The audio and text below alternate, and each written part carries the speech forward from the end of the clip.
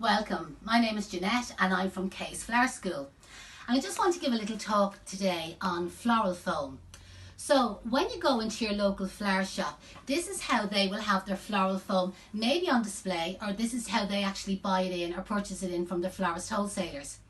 There is different brands of floral foam, and the one I'm using today is from a company called Chrysal.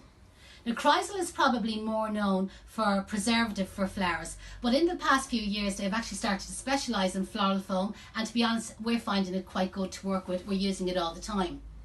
If you do buy by the box load, there will be 20 blocks in a box, and this is what a block looks like. So that's the size of a block. So you'll have 20 of them blocks in a box. Now, normally on the box there will be a date, okay? So you can see on this date, on this box here, it's of the 5th of the 7th, 2018. Now, I would normally say to people, add on approximately 6 months from the day that you buy it. So this would be more important for somebody who's buying it in bulk. Where I find with the floral foam, it stays fresh for approximately 6 months. So if you buy a box and you kind of like find that maybe it's dated for February, and say whatever month you happen to be in, you're in the month of August or September, October, maybe your 6 months is already used up. So it is something just to check when you're actually purchasing it in bulk. Normally when you're buying it from, I'm just going to drop this down here. Normally when you're buying it in from a local flower shop, there's normally not a problem because they're using it consistently. They're massive turnover, and you can normally find what you purchase from them will be fresh. When you buy a block of floral foam, there probably will be a name printed on it. So this one here, because it's out of the Chrysal box, it actually says Chrysal across the top of it. That way you know that you're buying a good brand. Another kind of like well-known brand would actually be the Oasis brand. Sometimes it'll have Max Life on it, and that's a good one to buy. Maybe if you buy a block and there's no name on it, so this is just the opposite side just to show you it's smooth, I would probably avoid buying a block of floral foam that has no name on it, because to be honest, you're not really sure what company, what manufacturer has used it. A lot of people ask me about how do they cut the floral foam. Like, it's really easy to cut. Now this is a little Oasis knife or floral foam knife that you can buy, and this one is from a company called Oasis. But to be honest, a knife out of your kitchen drawer at home that maybe you use for peeling potatoes or chopping up tomatoes would be absolutely fine. There is quite a small blade on it, but normally the block is marked out. So you can see this one here, it's very, very lightly, but it's marked into a third.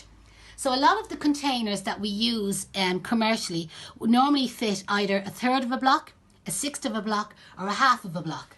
So if you want to cut this block into a third, what you just do is you follow that line.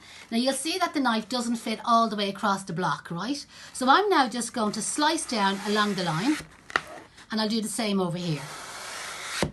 And then all you have to do is just grip it with your hand, and it just breaks real easy. So that's how you get your 3/3 out of the block. Now when I go to use floral foam, I prefer to trim it, because as you can see, like, it's square or it's rectangular shape, and you have all these corners, and it's very hard to like camouflage or cover it in with foliage. But also when you're trying to make a particular shape, there's very few shapes you're making will actually be square or rectangular.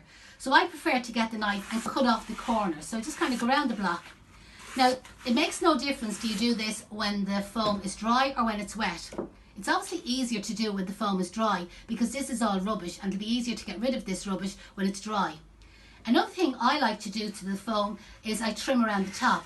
So as if I was peeling like an apple or a potato, I just go around the top there and I take off all them sharp corners. So again, more rubbish to get rid of. So I find when I go to make a floral arrangement, I find the floral foam now is much easier to work with, and I get a better shape, and it's easier to camouflage, and to be honest, you end up using a lot less material. So that's our untrimmed block, and there's our block that's trimmed already. Now this is obviously just for demonstration purposes, so this container is quite small. Normally here in the school we have massive big buckets and containers that we use for soaking our floral foam, but it was just to give people an idea like how you actually do it. So normally on a larger scale, you fill your bucket or your container or your sink at home or your bath at home, you fill it up with water. Now some of the Chrysal foam already comes with flower food already part of the material. Some of the blocks that you purchase won't have flower food already included, so I would advise you then to add flower food to your water. So this is what flower food looks like. So again, this one here is from the company called Kreisel, but Oasis also do a flower food. Now when you're buying flower food, there's different grades. You have grade 1, grade 2 and grade 3. So this is the grade 2 one that normally the flower shops use, especially like say from the suppliers to the flower shop. It kind of like prolongs the life of the flowers and kind of holds them back a little bit. Where the number 3 is really to get the flowers open. So this might be more for the consumer, or especially if you have a wedding on and you're trying to get your flowers to blow, get your lilies open, get your roses blown up a little bit more. Maybe the number 3 might be better for you. So open up your flower food. And what I like about the Kreisel brand is there's a little measuring spoon inside. Now Kreisel or flower food, it just looks like sugar or like a, you know, I mean, like flour, to be honest.